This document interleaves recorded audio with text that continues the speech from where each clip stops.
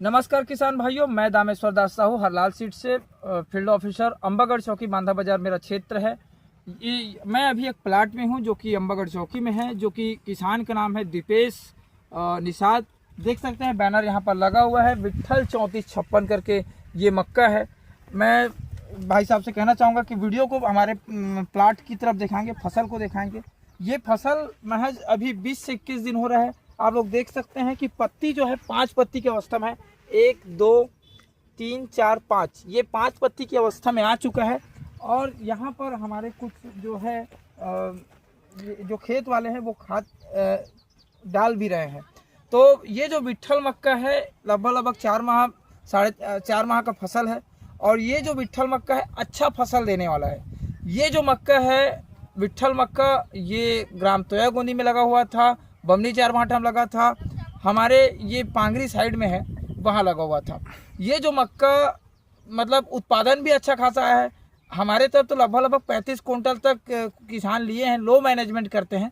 बाकी अन्य एक और किसान है जहाँ मानपुर में लगा हुआ था, उस किसान के अनुसार ये 40 कुंटल तक इस मक्का को लिए हैं। विट्ठल मक्का मैं और आप लोगों को बता दूं कि ये कम्प्लीटली भरा हुआ रहता है। इसका कलर जो है नारंगी है और वजनदार भी है। अब मैं आप लोगों को बता दूं कि ये तो हो गया अपने प्रोडक्ट के बारे में, लेकिन क्या है जैसे राजनांदगांव ज़िले में एक आदेश आया हुआ है कि मक्का के जो फसल है, मक्का के फसल को डालना है। इसलिए डालना है क्योंकि जल स्तर जो है बहुत ज़्यादा डाउन हो रहा है। मैं आप लोगों को बता देना चाहता हूँ कि मक्का में शुरुआत से कैसे खेती करें। शुरुआत से खेती इसलिए मैं बोल रहा हूँ क्योंकि यहाँ जो है बहुत सारे किसान आज तक से मक्का कभी लगाए नहीं हैं। मक्का के लिए लगभग आप सबसे पहले ज़मीन क्या है सूख जाता है तो पानी डाल दीजिए। उसके बाद आप थोड़ा सा उस ट्रैक्टर के चलने लायक होने की स्थिति में आप ट्रैक्टर एक बार चलवा दीजिए, एक बार हल कर जोतवा लीजिए। उसके बाद 1 सप्ताह बाद फिर उसको डबल हल जोतवाना है। उसके बाद उसको रोटावेटर से आपको एकदम मिट्टी कटवाना है।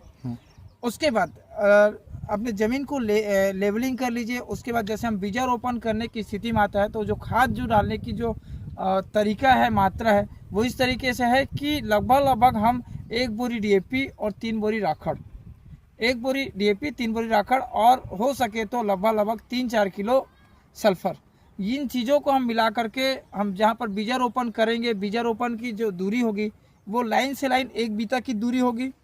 और जो प्लांट से प्लांट की लगभग जो दूरी है वो 1 फीट की लगभग ये होगी। देख सकते हैं लगभग ये 1 बीता है और ये इस तरीके से इतना दूर है। तो हमें इतना रखना है। शुरुआत में वही वाला खाद चलेगा और उसके बाद जो सेकंड खाद है वो 21 दिन में चलेगा। 21 दिन में आप लोगों को क्या डालना है यही बता दूँ कि 3 बोरी यूरिया और 1 बोरी DAP, उसमें आप झाइम वगैरह भी डाल सकते हैं। आप पोटास भी उसमें मिला सकते हैं। लगभग पोटास की मात्रा 40 kg होगी प्रति एकड़ में। और उसमें आप चाहे तो सल्फर और मिला सकते हैं। अगर जैसे इस चीज़ को हम करते हैं तो उसके बाद हमारा जो प्लांट है वो बहुत अच्छे तरीके से ग्रोथ करता है। और बता दूं विट्ठल जो मक्का है उसका तो तना और ज़बरदस्त स्ट्रांग हो जाता है इन सब चीज़ को डालने के बाद। और ये विट्ठल जो मक्का है बाकी मक्का के तुलना में इसका जो तना रहेगा और बहुत ज़्यादा स्ट्रांग रहेगा। इसके बाद आपका जो थर्ड जो खाद है वो हमारा जो मक्का है लगभग कमर के आने की स्थिति में, कमर जितना हाइट हो जाएगा उस स्थिति में डालना है। लगभग उस स्थिति में हमें 1.5 बोरी यूरिया और लगभग 40 किलो पोटास उसमें हमें डालना है मक्का में। और उसके बाद आपको पानी चलाना है। उसके बाद आपको कुछ भी खाद नहीं डालना है। समय समय पर आपको इंसेक्टिसाइड डालना है। मैं आप लोगों को एक चीज़ और बता देता हूँ, एक चीज़ मैं भूल गया था। नींदानाशक जो है 21 दिन वाले स्थिति में जब हम खाद डालते हैं, पानी डालते हैं, उसके 2 से 3 दिन में आप नींदानाशक स्प्रे कर सकते हैं। उसके लिए आप एक टोम्बो करके दवा आता है और एक एक्ट्रा शक्ति करके आता है, जो कि आप लोग को शिव शक्ति कृषि केंद्र अंबागढ़ चौकी और बांधा बाजार ये दोनों जगह मिल जाएगा। क्योंकि ये हमारे डीलर हैं, हमारे हरलाल सीड के भी डीलर हैं और जो मैं दवाई बता रहा हूँ उसके भी डीलर हैं। वहाँ ये दवाई आपको मिल जाएगा। बहुत बहुत धन्यवाद।